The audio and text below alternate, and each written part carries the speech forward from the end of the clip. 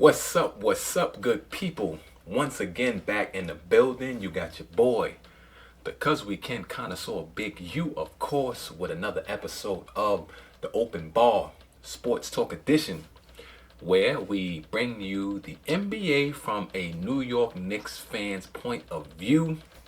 Sorry for the mini hiatus. I did miss a game. I am a little under the weather still now, but I had to come touch bases with my people, get that energy, get that love from you guys. So I'm here to shoot the shit about the New York Knicks. Let's get into it. Let's go. So, again, the Knicks, the day-to-day of the Knicks is not going to be much different when I'm delivering these different episodes to you. So we had a couple of games in the interim of the last show to now. We had a game against the Cleveland Cavaliers, which we won.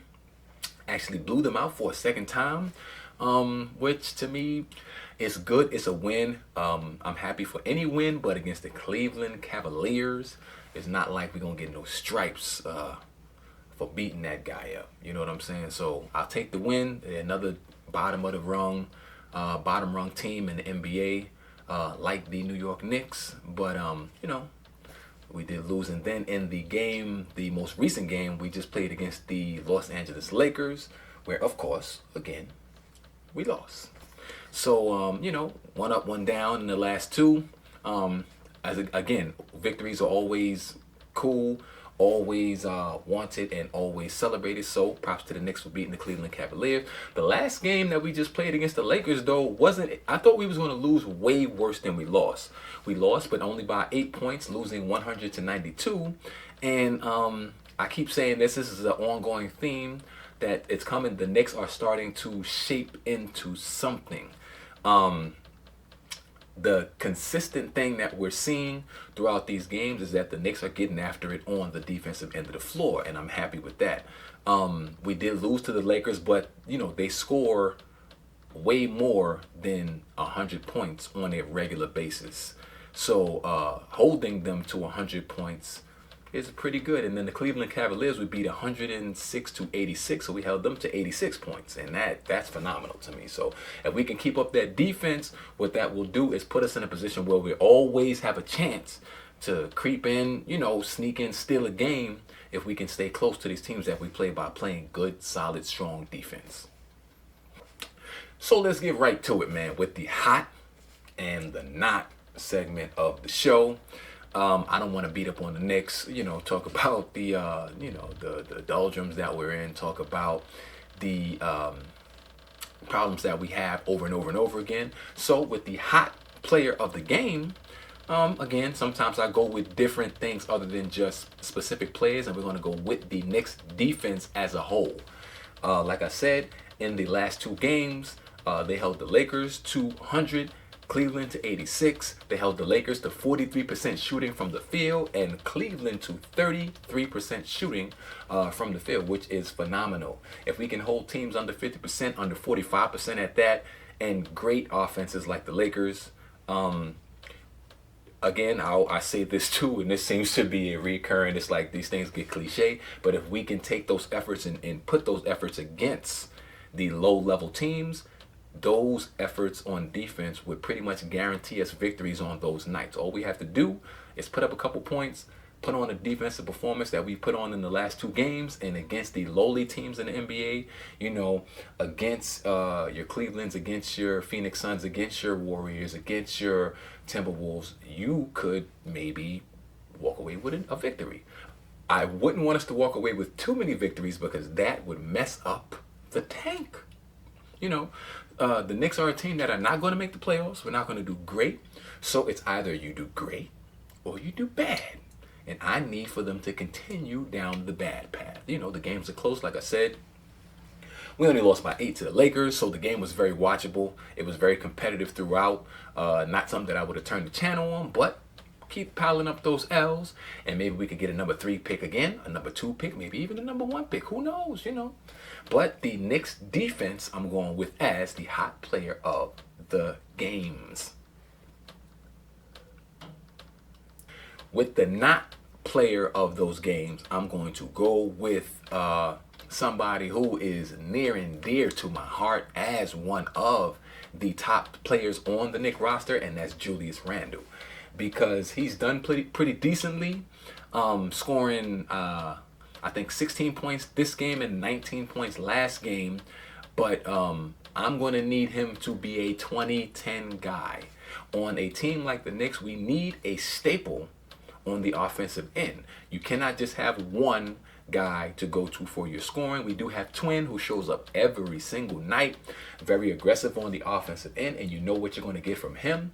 But I need for Julius Randle to be that same mirrored image of aggression, of precision, of again, I need him to be that bull in the china shop. I need for people, when he goes down the lane, I want people to cringe up, move out the way, jump out the way. I don't care if he gets an offensive foul. I don't care if he gets himself in foul trouble, being aggressive on the offensive end and setting the precedent so that the defenders know that this guy is on a mission and he will not be denied on his way to the basket. So, you know, Julius, you've been playing decently, but I need you to raise that to the next level, which would then take the Knicks when we do, you know, because this is the rebuilding phase, but we do plan to add pieces to make us a formidable team. And when we do, we need him playing at that level, not figuring that out once we get those pieces in place. We need right now for the Knicks to be a team that I say the Knicks aren't that good, but Julius Randle is getting 25 and 12,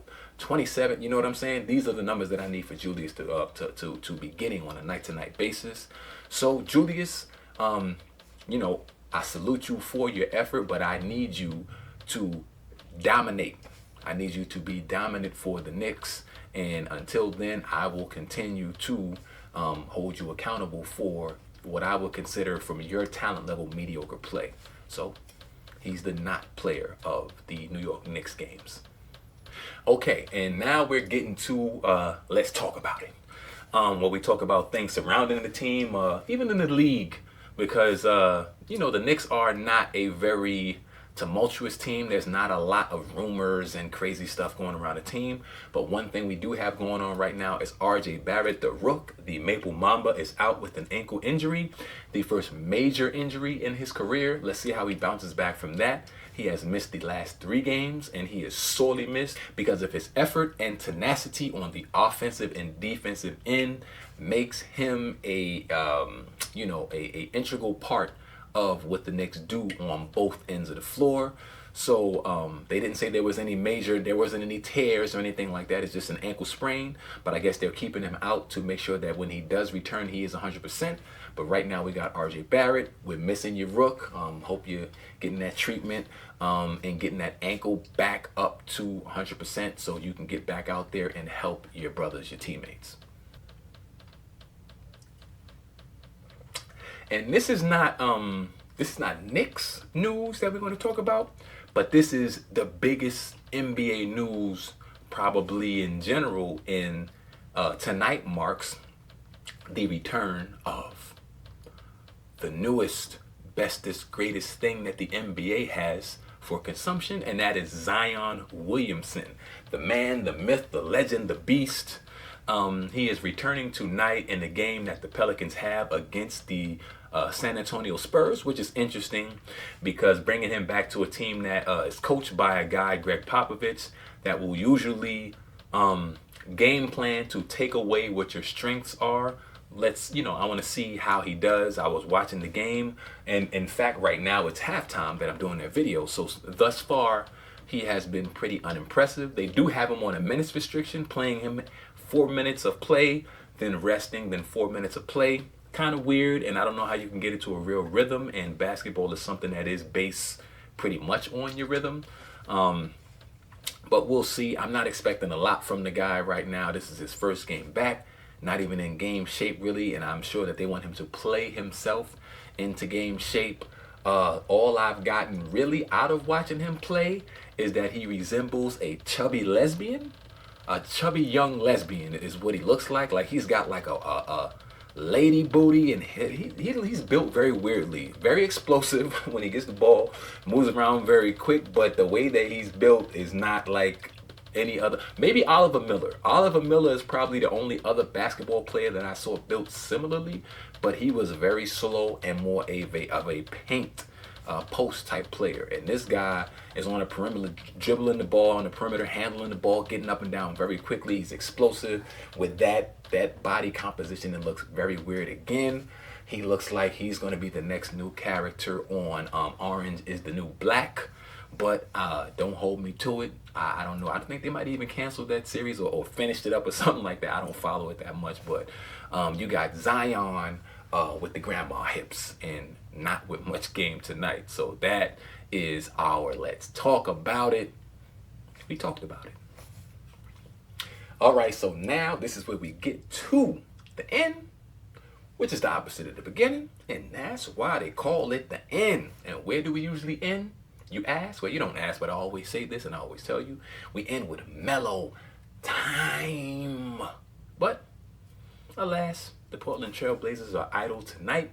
So that little bit of news about Zion and RJ will have to be where we end our episode. And as always, thank you guys for hanging out with me for this little bit of time. Like I said, I'm under the weather. I have been fighting a cold or something. My twin daughters were sick and they gave me the Ebola virus or something to that effect, and I'm trying to fight it off. But for you guys, I had to do a video to touch bases. I appreciate you hanging out with me. As always, because we can, many cannot. Drinks, laughs, comedy, Zion Williamson's, lesbian body features. It's all on the house. Until next episode, peace.